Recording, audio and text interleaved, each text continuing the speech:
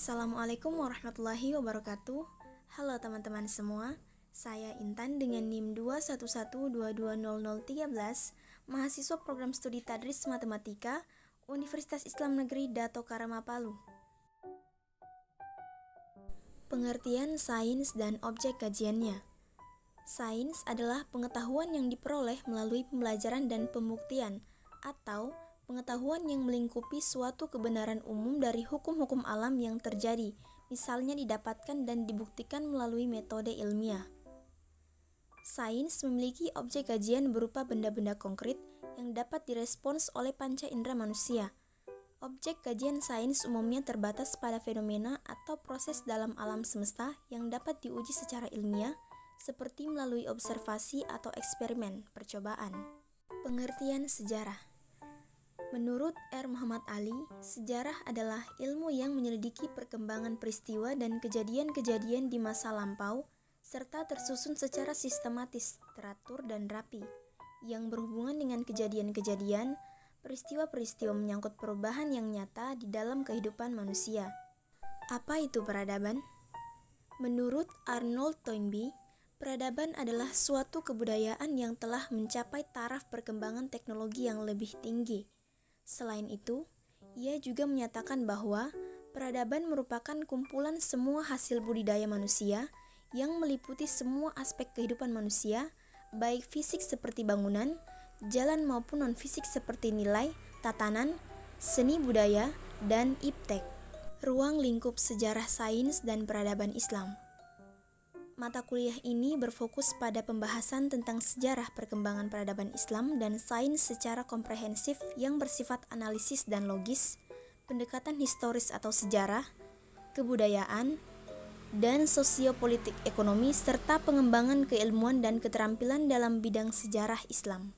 Periodisasi perkembangan sains dan peradaban Islam. Peradaban Romawi kuno. 30 sebelum Masehi sampai 400 Masehi. Romawi kuno adalah sebutan bagi peradaban bangsa Romawi yang dibangun sejak sekitar tahun 800 sebelum Masehi. Peradaban ini dibangun dan dikembangkan oleh masyarakatnya di wilayah Semenanjung Apenina atau sekarang dikenal sebagai Italia. Peradaban Mesir kuno. 4000 sampai 400 sebelum Masehi. Mesir kuno adalah peradaban kuno di sebelah timur laut benua Afrika yang berpusat di daerah hilir Sungai Nil, yakni kawasan yang kini menjadi wilayah negara Mesir. Peradaban ini dimulai dengan unifikasi Mesir hulu dan hilir sekitar 3150 sebelum Masehi dan sebelumnya berkembang selama kurang lebih 3 milenium. Peradaban Yunani kuno. 600 sampai 30 sebelum Masehi. Yunani kuno adalah zaman Yunani Arkais sampai berakhirnya abad kuno.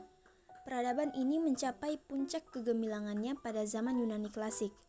Pada zaman Yunani klasik, bangsa Yunani di bawah pimpinan negara kota Athena berhasil mematahkan invasi kekaisaran Persia. Keberhasilan pencapaian peradaban Islam pada masa Khulafaur Rasyidin sebagai berikut. Yang pertama, Abu Bakar As-Siddiq, yaitu pemberangkatan pasukan Usamah bin Zaid sesuai dengan pesan Rasulullah. Kedua, melakukan peperangan dengan kaum orang-orang murtad. Ketiga, penaklukan Islam di berbagai wilayah. Kemudian Khalifah kedua Umar bin Khattab. Yang pertama, melakukan pengembangan di bidang ilmu perekonomian. Kedua, kestabilan politik dan sistem pemerintahan. Ketiga, melakukan pengembangan di bidang ilmu pengetahuan.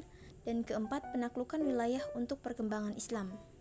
Berikutnya, Utsman bin Affan. Yang pertama, melakukan pembukuan terhadap ayat-ayat Al-Quran. Yang kedua, renovasi Masjid Nabawi. Yang ketiga, perluasan wilayah Islam. Dan yang keempat, pembentukan armada angkatan laut. Kemudian yang terakhir, Ali bin Abi Thalib. Yang pertama, menjadi pimpinan armada perang. Kedua, membenahi keuangan negara. Dan yang ketiga, memajukan ilmu bahasa. Sekian pemaparan dari saya. Wassalamualaikum warahmatullahi wabarakatuh.